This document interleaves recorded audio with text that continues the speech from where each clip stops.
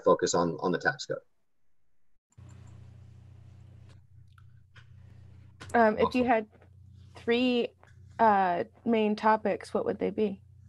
So first, and I think every progressive agrees with this, you can't address really any issue in our government until we stop having pay-for-play politicians, until we get money controlled in how people are elected, how people raise money. Not only will they have time to actually do their job, as opposed to calling people and begging for money, but even if all currently elected politicians just stop taking money today, the backlog of debts that they've accrued, the backlog of favors that they owe, and the fact that the majority of them have positioned themselves so that there will be money for them outside of office as lobbyists, as consultants, once they leave government, these two things mean that they're not representing the people. So that's the first issue, is money. Second issue is one that's a little esoteric to me. It's, I think representatives should physically be present in their districts and in their states the vast majority of the time.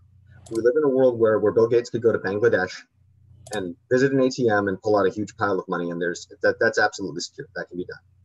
We live in a world where a president of the United States could be on a plane over Central Asia and conduct a war securely. I mean, it'd be horrible to do, but they could give and receive that intel and make those orders securely. We're all having a video conference. I'm on one side of the state. I assume all of you are on the wet side of the mountains at the moment. Correct. We can do this here. Why can't the majority of Congress's business, the House and Senate, be done remotely? They can have video conferences, they can have email chains, and they can even electronically securely vote. Yes, there will be many times where it's important for face-to-face meetings. There'll be many times where it's important for committees to be either in the same room or in a much better video conference than this. But those things are all doable. And not only are they safer than having every elected official bunched together in one place, they're also more cost-effective than flying people all over the country all the time. It must be convenient for Virginia's representative to be able to go home on the weekends, but I'd imagine Hawaii's representative doesn't enjoy the 12-hour flight back and forth. So that's two. And three is the biggest thing is connected back to taxes and the rest of our government is the deliberate complexity, the deliberate misuse of government that drives voters out of interest. The voter turnout suppression, blue no matter who, red no matter who, when Republican or Democrats talk about bringing out the vote, they're not talking about everybody. They're talking about getting their loyal blue no matter who, red no matter who people to the polls. They don't want independents. They don't want people who are actually going to hold candidates to their pledges, because then candidates would actually have to make reasonable pledges. They would actually have to make promises that were tractable. If our system were more trustworthy, if our government were not deliberately complex, more people would see that their vote has an impact, that the people that they choose to represent them, maybe they don't 100% agree with them, but at least they're reasonable human beings. When our government deliberately obfuscates bills by making them thousands of pages long and releasing them minutes before they're voted on, or compounding issues deeply inside.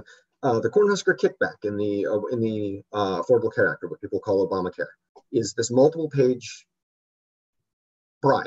Instead of just outright saying, we're buying the senator from Nebraska's vote, here's how we're doing it, they took several pages to complexly say that same thing. The average person isn't going to be able to find that, read through that, and decide, hey, this is garbage, this shouldn't be done.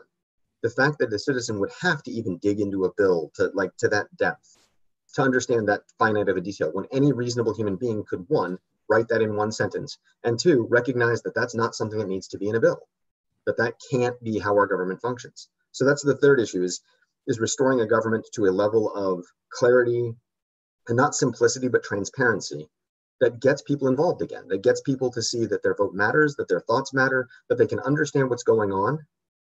And part of that is also getting our society back to a level of trust. No senator can be an expert in everything. No congressman can be an expert in everything.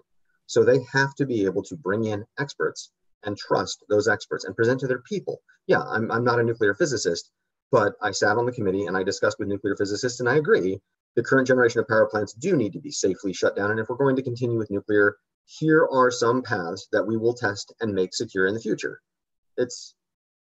If you're pro-nuclear, great, you're going to cheer that whether you understand it or not. If you're anti-nuclear, it's my job to explain why both I'm against the current nuclear regime. The way we do power plants in this country is horrifically out of date and unsafe.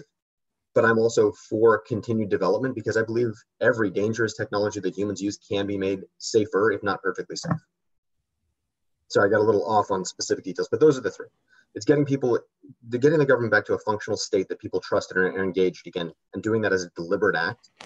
as opposed to the deliberate act of forcing people out, of disengaging people by making issues boring and complex, by making the government appear untrustworthy.